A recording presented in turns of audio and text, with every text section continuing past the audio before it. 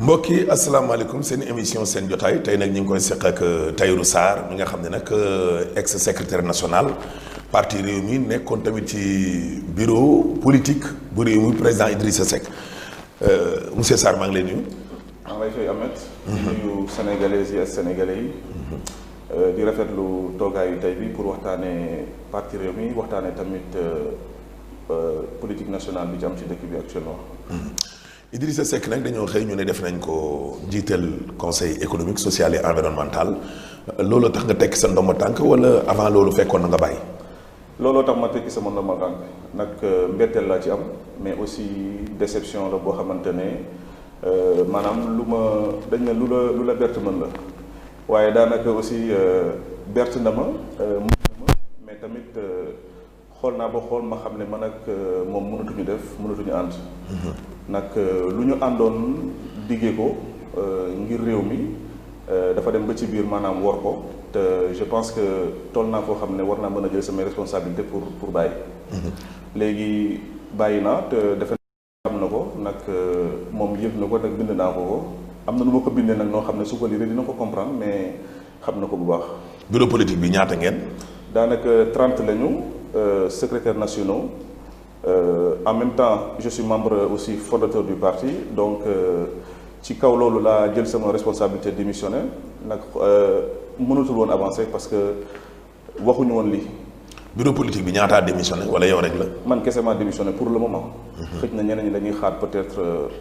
maanaam nomination yi bu fekkee loolu moo leen intéressé bien sûr mais en tout cas pour le moment man kese maa démissionné te aussi lu ma ci mën a wax mooy berte na ma si. anam boo xamante ne parti bi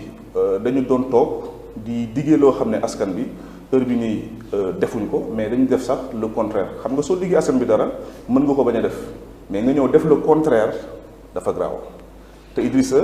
ni mu demee ba ànd ak Macky Sall noonu la ko wane da ngay xool bu njëkkoon xas na fi ku nekk di leen traité dame de compagnie di leen traité maanaam ay valet et tout mais heure bi nii dafa mel ni dafa bëgg jël place dame de compagnie yi ak place su valet yi nag poste bi ñu koy jox ni instant bi nii lu dul toog teeru Macky Sall kese la ci def amul leen lu mu ci def parce que xam naa du dem bureau du dem fenn géré na mairie de Thiès pendant 10 ans di jël salaire mosul toog ci bureau bi riba kese la parce que man dama gëm ne looy liggéey te doo ci toog looy liggéey te doo ci sonn suñ la fayee riba la léegi nag toll nañ foo xamante ne instant bi nii démissionné naa parti bi nag bon jaaxle naa parce que Idrissa fenn noonu ku nekk ci parti bi suñ ko mënee waxee noonu ba jour bu ñu koy nommé Yankoba Seydi secrétaire national de l'école du parti mi ngi wax ci rajo bi naan ay du ñu dem xalaatuñ ko Déthié Fall toog na ci télé bu nekk di ko wax ku nekk toog na ci télé di défendre Idrissa du dugg ci gouvernement Macky Sall mais lu ci ñaaw mooy waxtaanu see kenn daa toog wéetal boppam di waxtaan ak boppam jël décision boppam yow bëgguñu ko exposer comme ça du réunion du dara mënoon na am élégance su xëy na comme que 30 lañ chaque jour mu recevoir ku nekk 10 wéetoog yow waxtaan ak yow ba pare ñaan la nga ànd ak moom ci décision bi suñu toogee bureau politique ñu voté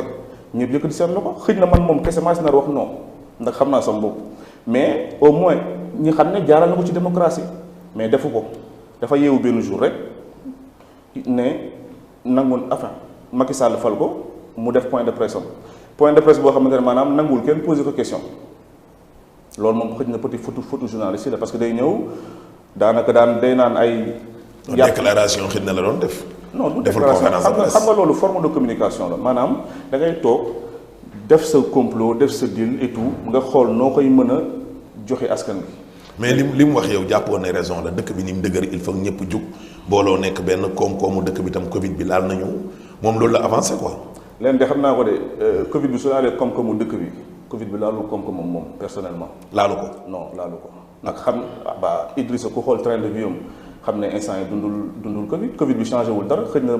masque la koy solloo rek loolu le Covid bi changé si doxalinam. ah koo xam ne nee nañ 2004 ba léegi ñu ngi koy xeex. waaw appareil état machine état di dal ci kawam 2004 ba tey nga ne koom-koomam laalu ko. ñu ngi koy xeex mais nan lañ koy xeexee xeex boo xam ne yow ci suuf da ngay waxtaan ak ki fi toog loolu la ñu wan keroog wax na ko nee na 15 mois maa ngi waxtaan. te man gëm naa ne ëpp na 15 mois. te yéen yëgoo leen ko. non yëguñ ko mais am na ñu ko njort parce que am na ñoo xam ne dañ leen di woo di leen ko wax mais ça passe pour des rumeurs xam nga sooy xool lu tax man gëwuma 15 mois te gëm naa ne. ëpp na ko parce que dama lay expliquer benn affaire. par exemple jour élection yi daanaka secrétaire national chargé des élections As Babacar moom moo war a recenser maanaam procès-verbaux yi ci région yi et tout pour maanaam ñëw wan waa parti bi ne pour le moment à 18h wala 20h lii la ñu am mais imagine toi ki nga xam ne moom moo war a recenser say procès-verbaux mu disparaître le jour des élections As Babacar disparaître na pendant plus de 72 heures gis nga semaine dimanche boobu noonu élection yi lundi mardi mercredi ba jeudi kenn tegu ko bët il a totalement disparu ba Idrissa jugee ci Point E di dem fekk ji Sonko ci nu mu tudd ci siège Pape Diop bi pour ñu def seen conférence de presse et tout Idrissa il n'avait aucun papier amoon benn procès verbal ci loxoom Idrissa mënu la woon wax maanaam de façon estimative heure bi nii parti bi ñaata voix la am ak ñaata % la am amu ko. pour yow daf ci déggoo ak As Babacar. mais dama lay expliquer affaire yow di nga dem élection ki la war a jox say procès-verbaux disparaître des jours et des jours ba jeunesse su parti bi dem këram nar a saccager këram dem gis jabaram et tout le gars il a totalement disparu kenn tegu ko bët kenn gisu ko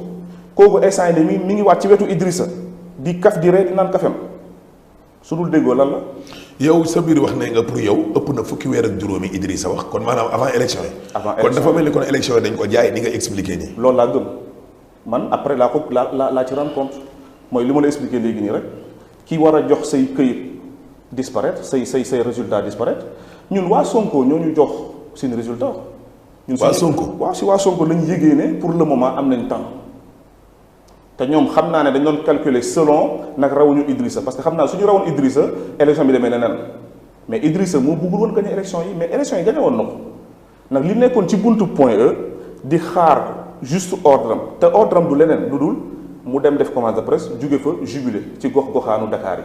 su paree demal mu dem fanaan Thiès man de loolu ba ñu wéete loolu laa ko wax ma ne ko am na élection fu muy toll foo xamante ne nekkul da ngay bàyyi rek nii résultat yi joxe maanaam da ngay accaparer victoire bi def nga sa conférence de presse soo jugee demoon nga jubilé soo paree nga dem Thiès ñu ngi lay xaar et tout jabaram moo ñu doon wax pour ñun ñu génn jubilé man ñëw nañ di ma xam ma ne man du ma génn jubilé parce que nday mbili gi mooy jubilé ba pare ñu jubilé man du ma génn di ko xeexal ci loo xamante ne maanaam moom moo ko war a njëkk xeex te xeexam yomb na maanaam génnal def sa cortège wër ne gañe nga ëllëg sa Macky Sall il n'aura pas le choix de poser un deuxième tour mais bëggu ko def lu tax bëgg ko def nag parce que am na lu lalu ci biir. waaw sa biir wax nee nga daal élection yi maanaam dañu ko jaay yow loolu nga gëm jaay bu mel nan nguur comme ni ñu koy waxee transition bi après 2024 wa ilaa xaalis. bon xëy na li ma gëm daal lenn kese la mooy. dañ ko jox xaalis wala dañ ko dig nguur. mënuma ci wax ñaar mais mënuma ci wax ñaar yëpp mais lenn xam naa ko xam naa ne ñaar yooyu tamit jugul ci discussion parce que dama gëm ne Idrissa fi mu toll ak ni mu bëggee nekk président maanaam su demee ba négocier lii mooy maanaam am na lu ñu ko dig nag nguur moom dafa am loo xam dafa am nguur fu mu lay diggee xaalis noonu la lay diggee poste fi mu lay diggee poste foofu la lay diggee xaalis donc pour man nguur xaalis ak poste ñoo ànd wax ji mooy maanaam moom ban yëpp la yëpp sénégalais yi ba ak ban yëpp la yëpp waa parti bi ba mën a toog mën ñu nangul loolu ñun à notre nom parce que dama gëm ne parti bi même instant bi ñi nga xam ne démissionné wu ñu sax xam naa ne xaar seen liste de nomination moo tax mais fii ak ay diir suñu demee ba ñenn ñi xam ne kenn nommé wu leen après c'est sûr que y aura des cascades de démission mais loolu ñoom la concerné. mais pourtant adhésion yi bari na de maa ngi gis ay département Kër Massar fii. dëkk yi ba ci Brésil fële. loolu ay film la xam nga loolu c'est juste des communiqués loolu c'est des communiqués gratuits donc nga yeewu. waaw mais ay kilifa ñoo koy def de. yan kilifa ñi jiite parti ci gox. non ñan ñoo koy def instant bi dama lay c'est-à-dire secrétaire nationaux yi ci parti bi instant bi nii c'est-à-dire parti Idrissa Seck kii gañ où parti bi kii gañ où même ñi nga xam ne ñoo gën a jege Idrissa gañuñu seen bopp. Déthié Fall gañewul Saint-Louis Idrissa lenn kese lay gañe muy Thiès mais sinon après kan ak kanay gañe fenn amul donc soo ma nee ay kàngam du question de kàngam certes ay kilifa wër nañ ko yoo xam ne ci ñaaxal leen fayda la dëkkee ak yenn yi mais amul benn kilifa boo xam toog na naan ay damay ànd ak Idrissa Sy loolu yëpp intérêt kese la. pour yow dil daal la def dafa dile. non moom nëbbu ko moom nee na waxtaan naa y a 15 mois de cela xëj na foofu waxu fa dëgg rek mais ëpp na 15 mois mais deal bi mu nëbbu ko c'est que xëj na Idrissa amul jomu deal parce que deal jigu ko man je pense que dafa ñàkk jom ci deal dans la mesure où Idrissa ba muy politique ba léegi deal yi mu mës a def yëpp barkeelu. ah bon bah oui. dafa mësoon a deal. non yàgg na def ay deal lu ñu koy jën ci Ablaye Wade lu ñu koy jën ci ñenn ñi mais musul barkeel au contraire da koy gën a yàq. te ba tey nii te bii nii ci la gën a yàqoo. yéen lu tax muy deal ngeen toog foofu yéen tam en tant que ay non du question xam nga dafa am ay kilifa non du question de toog dafa am yoo xam ne maanaam rumeur lay nekk mais après par la suite ngay xam ne lii amoon na xam nga man par exemple njortoon naa ne Idrissa mi ngi communiquer Macky Sall et tout mais je ne savais pas que c'est à ce point là heure bi nii dame de compagnie la ci Macky Sall suñ ko waxee suñ ko waxul parce que moom moo ko doon xasee nit ñi amul te dafa def sans élégance en fait le pays mooy Idrissa respecté wul waa parti bi respecté wul kenn ci parti bi et en vérité Idrissa respecté wul doomu aadama. coalition bi tam ñi mer bari na de. ñoom Bamba Dièye Bougane. c'est normal parce que Amsatou Sow Sidibé. parce que waxtaanul ak ñoom xam nga. ak Papa Diop. xam nga Idrissa dama lay wax benn affaire c'est-à-dire kilifa la mais du sang c'est-à-dire kilifteef yàlla moo koy def nit kilifteef connexion la ci wërsëg bu yàlla di la jox ak nit ñi nga doon ko mais sang mooy maanaam koo xam ne maanaam c'est le relationnel avec say nawle deful kenn nawle defu ko Bougane defu ko Amsatou defu ko kenn ñun secrétaire nationaux yi nga xam ne ñun loolu na sax defuñu nawle maanaam lu koy wane mooy maanaam day jël ay décisions personnelles toog ci ñëw ne jël naa ko et puis c'est tout même su lay laaj sax day lay laaj ko mais loolu ba kañ man dama gëm ne heure bi nii président Macky Sall lu ñu koy xeex yëpp am na yoo xam dina toog woo état major am waxtaan ak ñoom mais Idrissa du ko def ñi ngay gis ñu toog fii di wax ay Idrissa je le soutiens et tout bañ dalee gëj a gis Idrissa xam nga kañ la le jour bu muy def conférence de presse am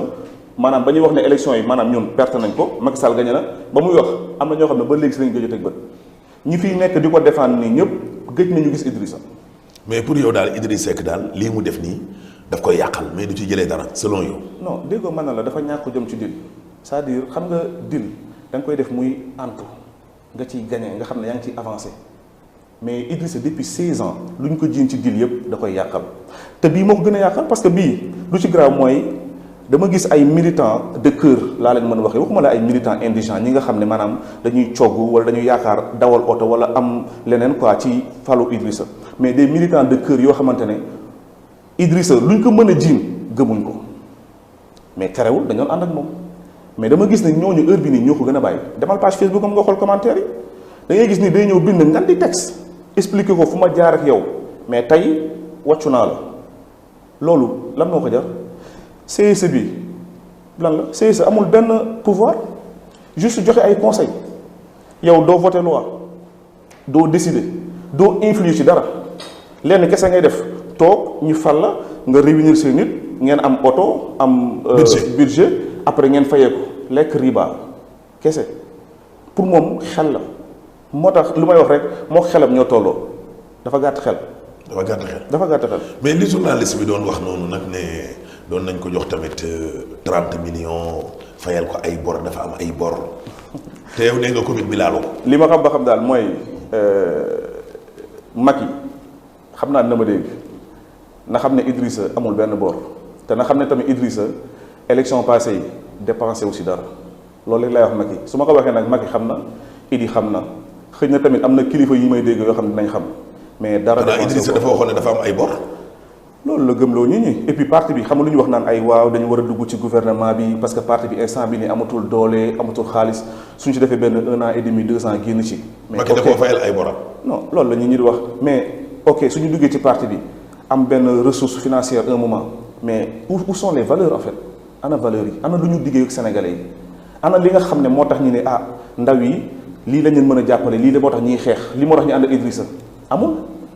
parce que xam nga luy problème mooy maanaam instant bi nii daa mel ni dañoo teg drapeau Sénégal teg benn milliard Idrissa jël milliard bi sànni drapeau Sénégal. ah déedéet Idrissa kay dafa ne le Sénégal d'abord drapeau bi la jël. Idrissa gëmul le Sénégal d'abord xamul tax gëmu ko. parce que Idrissa su gëmul le Sénégal d'abord dafa xeex HTTC ba pare xeex CEC bi ñu ko jox nii donc ba pare su ko nangoo nii kon gëmu ko parce que dans la mesure où